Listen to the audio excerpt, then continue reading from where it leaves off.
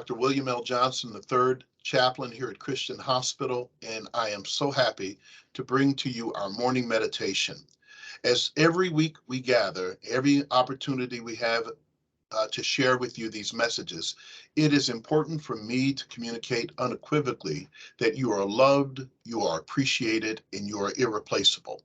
Regardless of where you are in the hospital or in our community, or whether you received this message from a friend who recommended this message for you and your life and your family, we want you to know you're important because our divine creator, God, I call God, wanted you to know that you are loved, wanted you to know that you have not been forgotten, and that you are irreplaceable. You are integral to all of what creation has in store. And for that, I'm glad to be a part to share with you this message.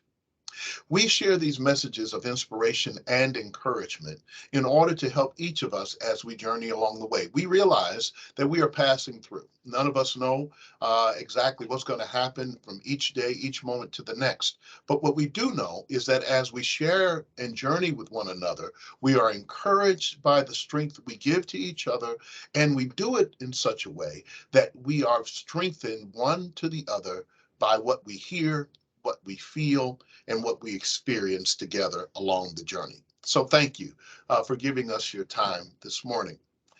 Today's morning meditation is entitled, This is Love. This is love.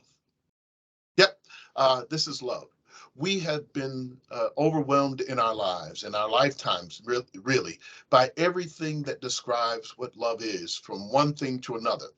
We go from February as we celebrate all those things that love is supposed to be to all throughout the rest of the year, we discover that we are hearing exchanges through spring and summer and winter and fall about this thing called love.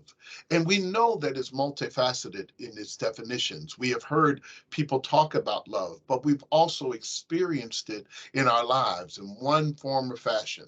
We've received it perhaps from a grandmother or a grandfather or grandparents or aunt or uncle or a loved one or a friend or the person who's stolen our heart. Whatever it may be, it could be our children or our pet, and those who have cared for us in the hospital and those we care for outside of the hospital. Whatever the experience has been, it has been described perhaps as love. So I want to begin by talking about what love is not before I share with you what love really is. It's important to gather that love is not this thing. I used to talk with friends about it and have these great discussions in our religious classes and our Koine Greek classes when I was in seminary and in divinity school about the various meanings of love. I won't bore you with those meanings today, but what I will do is share with you some important things that it is not. This love is not necessarily artificial. And I thought about what artificial things are. Artificial things are things that are really not what they appear to be. They are created, they are formed, they're shaped to look like something that they really are not. And many of us have experienced artificial relationships, artificial experiences, artificial love in one way or another that looked as if it were real. But the closer we got to it, the more we were able to inspect it and to be able to lay hands on it, the more we discovered that it was not what it had pretended to be. I can say I've experienced that in my life. Maybe perhaps you have too, that there have been an idea that you may have loved something or someone or something or some place or some career, but you discovered that it wasn't as real as you thought. I shared with you some time ago about a greyhound who was running in a dog track in Florida. It's a wonderful preacher's story, so you'll love this. And the greyhound that was running at the dog track discovered that it was the fastest dog in the world. So much so that reporters from all over the country came to report on this dog. But one reporter came to go and interview the dog. Really, preachers tell these stories, hyperbole at its best, and went to interview the dog and discovered that the dog was no longer working at the racetrack. I know, it's a fanciful story, and the The reporter goes to the dog's home and finds out that the dog lives not too far from the racetrack, but no longer races anymore, even though he was known to be the fastest dog in the world. Well, after the reporter gets there, he goes to talk to the dog. I know, talking dog. And he says to the dog, "Why don't you race anymore?" And the dog answers him and says, "Well, I've won many races and I've outrun all those who were my competition. And as you know, the way that races are set up, before we get out of the starting block, there we look over and they release a rabbit, a mechanical rabbit or rabbit, so that we would chase it.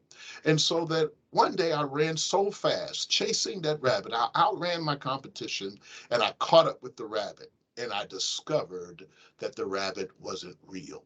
Yeah, I know. It took me a long time to give you that story. The truth is that some of the things that we've been chasing and pursuing that we think are love really aren't real. And we're disappointed, dejected, and sometimes just incredibly frustrated with the way life has dealt us these cards to lead us on a path and only to have us discover that what we dreamed about, imagined, and hoped for was really artificial and wasn't real. That's not love. Love is also not superficial.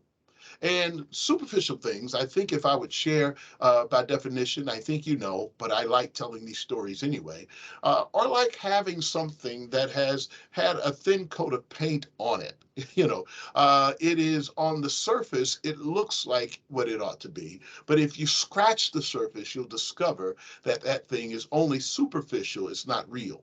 Like my first necklace, when I was growing up, I decided to buy a necklace from some guy who was selling it in our neighborhood, and I discovered that after about a day or two, the necklace was around my neck was no longer gold like I thought it was, but it turned green and almost turned my neck green. In other words, it had been spray painted superficially.